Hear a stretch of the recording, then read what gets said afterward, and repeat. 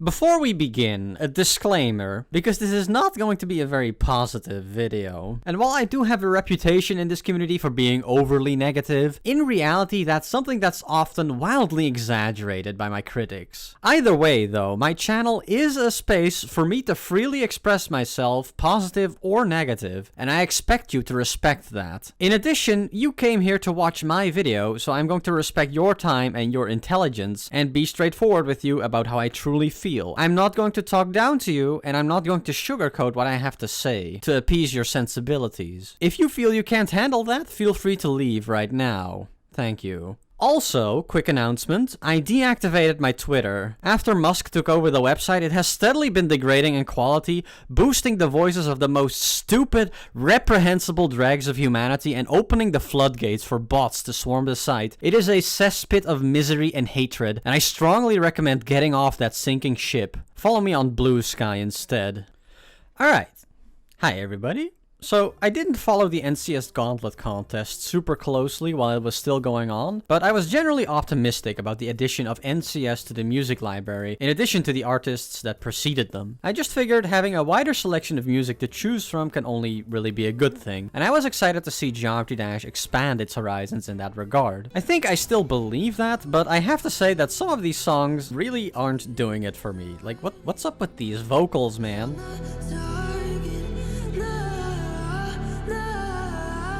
Regardless, the point is that I didn't go into these levels wanting to hate them or anything. When the actual results rolled around and I had a look at the levels that got into the top 10, I was immediately disappointed though. I already wasn't a fan of prior Gauntlet contest levels, but these in particular are like extraordinarily bad. I'll get to why I think that in a second, but for now, can we at least acknowledge how different these levels are compared to prior Gauntlet contests? Almost every single level in these two Gauntlets has an overbearing cinematic flair to it, like White Space or Rage Quit. Why did RobTop select for these kinds of levels in particular in such a pivotal contest when there was such a wide variety of entries? And why did people make these kinds of levels for the contest to begin with? I speculated about this, and I actually think there's interesting reasons for it. We'll get into my crackpot conspiracy theories later, though. To start with, let's have a more detailed look at the levels themselves first. They're not all created equal after all, and I think before we dive into my complaints, I should first highlight the positive things I do have to say about them. To that end, I made a little top 10 list. I'm just gonna present it without any fanfare. Here it is. I'll discuss the top 3 separately because they're mostly exempt, or at least a lot less egregious with the criticisms I have, and they're actually levels I like to varying degrees. I See Stars stands above the rest because it's the level that plays the best out of all of them. It's certainly not this level's strongest point, it's actually pretty bog standard gameplay wise, but overall I did enjoy myself playing this one more often than not. Now, the strongest point of this level is the visuals. I'm sure it's no coincidence that the space themed level caught my attention the most, but I think even independently from that, I just like the visual style of this level the most because it doesn't get too in your face with it. It's a flashy level of course, but it doesn't demand you take your attention away from the gameplay to appreciate it for the most part.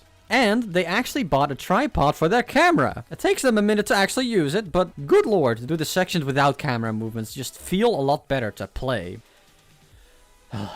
Sorry, I don't mean to be so backhanded about it. I really do like the visual effects and the design of this level. It looks very pretty, and I love the celestial plane part. That's genuinely awesome. I do have my complaints about this level, but for now I'll put them aside because they're a lot more relevant in the later levels. Next, Cab Soon is a level I also quite like, but it does do some things that annoy me. I like the cartoony style of this level. It goes without saying that the level looks really good, of course. It's clear that the creators know what they were doing in that regard, but one aspect this level stumbles at is its cohesion. I'm not talking about visual or thematic cohesion, of course, but gameplay cohesion. Especially in the earlier parts of the level, the gameplay feels very segmented, with lots of transitions, and it disrupts the flow of the level. Mega collabs are generally very prone to this problem, of course, much more so than solo levels, but there are still some parts that play pretty well though, especially in the second half of the level when the camera pulls back and it opens up a bit. It's probably my favorite part in general because it feels more cohesive than the first half, and it does a better job making its visual effects and transitions serve the gameplay instead instead of the other way around. I also just like this part of the song, I guess. Now, I should also bring up the coin, otherwise other people are going to do it for me. I've actually been meaning to make a video about user coins for a long time now, so maybe this is the catalyst that finally drives me to finally follow through with that plan. I suppose we'll see. Anyway, the coin. Actually, I decided to cut this part from the video because it's completely unrelated to what I wanted to talk about. If you do want to see that video about user coins, make sure to subscribe. If you haven't noticed this yet, by the way, I'll point out that Next Cab Soon abbreviates to NCS. Isn't that cute? Finally, I want to quickly bring up Slasher as the level I feel least strongly about, positive or negative. I don't know, it just feels kind of boring to play. The level opens with 40 seconds of you pressing the button in time with the beat, and it just gets really repetitive, and it makes the different game modes feel like set dressing more than anything. Despite that, I do like the theming of this level, and it does look good, and I can appreciate that this is probably the first 9 circles level without any wave parts in it. I usually play this game with sound effects off, and I'm glad I did because watching Viprin's showcase really does not do the level any favors. The inclusion of sound effects is ostensibly supposed to make the game feel more immersive, and while this works for platformer mode, in standard Geometry Dash, it never fails to take me out of the experience because the song is so closely linked with the moment-to-moment gameplay, and sound effects rudely disrupt that bond. I didn't bring this up earlier, but Next Cab Soon does this too with its collectibles. Spoiler alert, we're going to see a lot more of this. Okay, I've kind of been dreading this part of the video because I know how much a lot of people love these levels, but like I said at the beginning, I think I owe it to you to be honest. I cannot stand these levels, man. I really don't want to take the time to go over them individually, so I'm just going to voice my complaints more generally and point to specific examples when they come up. My primary complaint, though, is that all of these levels suffer from a massive identity crisis. Were these levels made for Geometry Dash, or were they made for YouTube? Because there's a massive difference between these two things. It's the same problem with White Space and Rage Quit. These levels put such a focus on presenting a visual, cinematic spectacle that they sacrifice their playability over and over again, using the editor not as a tool to create levels, but as video editing software. And the end result is that these levels play like absolute trash. Berserker, WannaCry, and Bussin are especially egregious in this regard. Although Bussin is pretty easy, so you don't notice as much. Still, all of these levels feel like they had their gameplay stapled on as mere formality, because auto levels weren't allowed in the contest. I'm not one to complain about not being able to sight read a level, but it would be nice if I was able to see anything at all. What's with these sweeping camera motions and direction changes and flashy light shows that completely drown out the player? It's stuff like this too that leads me to the conclusion that these levels were made primarily with a YouTube audience in mind, like they were designed specifically for Nexus's viewer base, because in that context they work a lot better. These levels are best experienced on YouTube and not by actually sitting down and playing them yourself, because on YouTube you actually have the liberty to take in the cinematic spectacle of the level without it getting in the way of the playing experience. The sound effects play into this as well. When you're in the game and you hear sudden tire screeching, it takes you out of the experience because it has nothing to do with the gameplay. But when you're watching on YouTube, it adds a little dramatic flair to the car drifting in the background. Another complaint I have, and this doesn't apply to all of these levels, but I'm so over the realism approach to level design in this game. Realistic graphics are way overrated and frankly kind of unimaginative. I'd much rather look at something that has an appealing art style to it. As impressive as it is from a technical standpoint, it just ends up looking drab and boring in practice. Besides, it'll always look goofy to me to see a Geometry Dash cube traversing a realistic looking environment.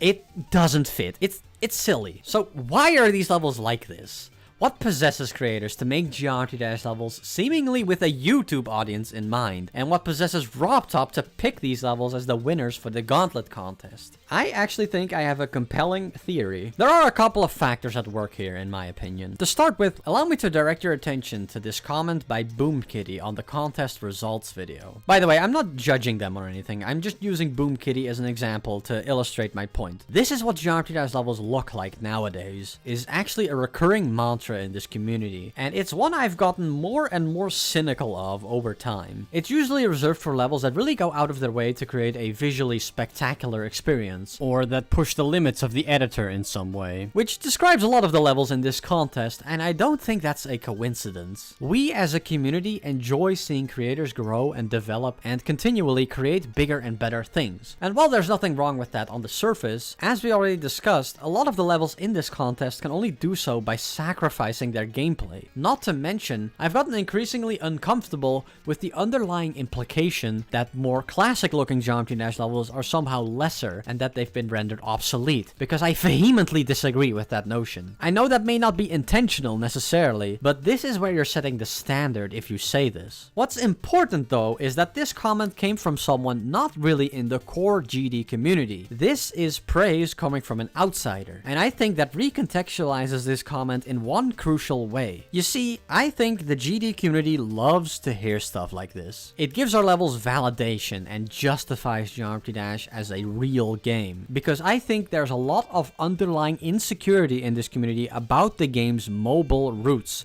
and simple premise. We're self-aware about this too, jokingly admonishing ourselves for spending thousands of hours playing the $4 cube game. Now, I say us and we, but you should note that this insecurity doesn't apply to me, and it may not apply to you either. It's just a tendency I've observed in the community at large. The community at large wants to see comments like this because it assuages their insecurities with playing this game, because they're afraid Geometry Dash is a silly game to spend their time playing, and that leads to them seeking out and praising levels that will attract these kinds of comments, and that allows them to tell each other how far the game has come, so they don't look like dorks for spending their time playing Geometry Dash. You know, that silly little cube game. Honestly, enough with that. Geometry Dash is not a silly little cube game. Geometry Dash is fucking awesome, and I want you to say it loud and proud, okay? No more rushing to defend our passion by citing the fact that we can make music videos or fully fledged games in the GD editor now, because that's not what makes Geometry Dash awesome, and it's not what's going to justify it as a real game to outsiders. Geometry Dash is awesome because playing the game is awesome. It plays well, and getting better at it feels good. It's satisfying to experience that improvement, and to finally experience that high when you beat a level is magical. Geometry Dash is awesome because it has a dedicated community consistently pumping out a wide variety of creative experiences that are indescribable in their collective scope. It's so easy to get invested in this game, and its virtually unlimited tapestry of levels to explore that concerns about it being a real game just seems silly on the surface. Anyway, tangent aside, I think this anxiety about playing this silly $4 cube game and the desire to be able to justify it as a real game is a crucial factor in this trend. It does the game a disservice though, because it doesn't properly represent the breadth of variety in levels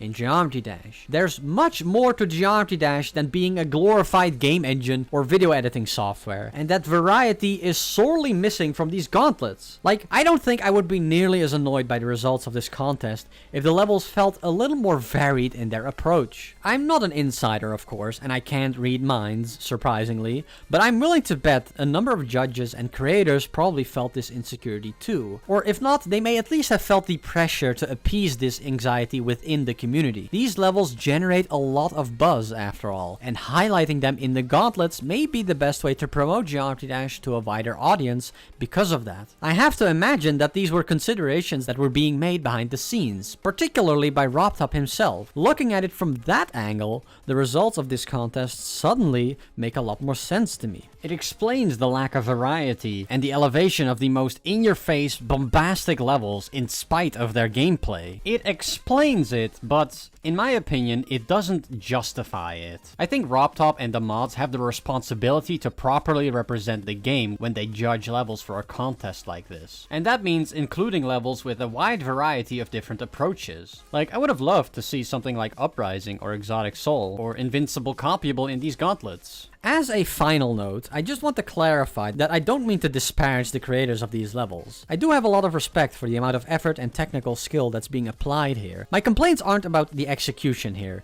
It's the very conceptualization of these levels that is misguided in my view. Anyway, special shoutouts to my grandpa demons on Patreon, Belfry Clock, and Crone44. Thank you very much for your support, and thanks for watching everybody. See you later.